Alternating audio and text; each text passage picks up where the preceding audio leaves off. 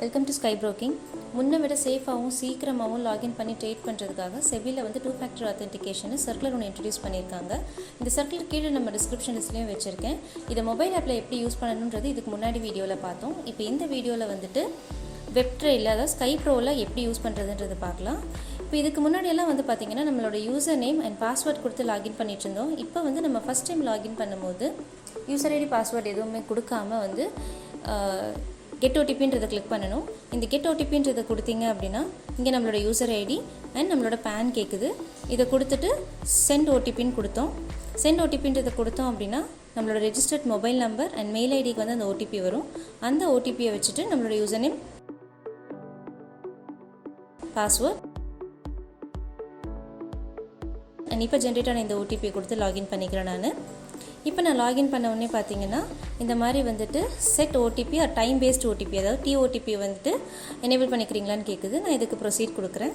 இதுக்கு நான் ப்ரொசீட் கொடுத்தேன் அப்படின்னா எனக்கு இந்த மாதிரி வந்து ஒரு ஆத்தென்டிகேட்டர் QR கோட் வந்து ஓப்பன் ஆகுது. இப்போ இந்த ஆத்தென்டிகேட்டர் வந்துட்டு நான் ஏற்கனவே மொபைல் ஆப்புக்காக டவுன்லோட் பண்ணியிருக்கேன். இன்கேஸ் நீங்கள் இதுக்கு முன்னாடி பண்ணலை அப்படின்னா இது நம்மளோட ப்ளே ஸ்டோரில் வந்து ஆத்தென்டிகேட்டர்னே சர்ச் பண்ணிங்கன்னா வரும். நான் வந்துட்டு ஃபார் எக்ஸாம்பிள் நான் வந்து கூகுள் ஆத்தென்டிகேட்டர் டவுன்லோட் பண்ணியிருக்கேன். இப்போ இந்த ஆத்தென்டிகேட்டர் கிளிக் பண்ணிங்க அப்படின்னா இங்கே வந்து இந்த மாதிரி அந்த ஆத்தென்டிகேட்டர் ஆப் வந்து ஓப்பன் ஆகும். இங்கே வந்து ரைட் சைட் கார்னரில் பார்த்தீங்கன்னா கீழே வந்து இந்த மாதிரி ஒரு ப்ளஸ் சிம்பிள் இருக்குது. இதை கிளிக் பண்ணணும். இதை கிளிக் பண்ணிங்க அப்படின்னா வந்துட்டு அடுத்தது நம்மளோட வந்து ஸ்கேன் QR கோடான்னு சொல்லி கேட்குது. நான் அதையும் வந்து செலக்ட் பண்ணிக்கிறேன். நான் அதை கிளிக் பண்ணேன் அப்படின்னா அந்த இது QR கோட் வந்து ஓப்பன் ஆகுது.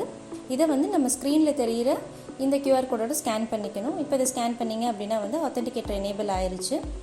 இது வந்து பார்த்திங்கன்னா இங்கே தெரிகிற மாதிரி ஒவ்வொரு தடவையும் இந்த ஆத்தென்டிகேட்டர் ஓப்பன் பண்ணும்போது இந்த மாதிரி ஒரு 6 டிஜிட் கோடு வந்து வியூ ஆகும்.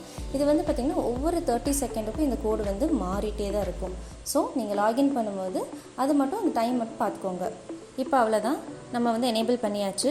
நான் இப்போ லாக் அவுட் கொடுத்து வெளியில் வந்துட்டு இந்த ஆத்தென்டிகேட்டர் ஓடிபியை வச்சு எப்படி லாகின் பண்ணுறதுன்றது பார்த்துடலாம். இப்போ வந்து பார்த்திங்கன்னா நம்மளோட யூசர் நேம் கொடுக்குறேன். யூசர் நேம் கொடுத்துட்டு அண்ட் பாஸ்வேர்ட் கொடுக்குறேன். அதுக்கப்புறம் இந்த ஆத்தென்டிகேட்டர் ஓப்பன் பண்ணிங்கன்னா இங்கே இந்த மாதிரி 6 டிஜிட் கோடு வருது. நான் அந்த கோடை கொடுத்துட்டு நான் லாகின் பண்ணிக்கிறேன். இப்போ நான் லாகின் பண்ணியாச்சு. நீ ஆஸ் யூஷுவல் நம்ம ட்ரேட் பண்ணிக்கலாம். தேங்க்யூ. Bye Sky broking.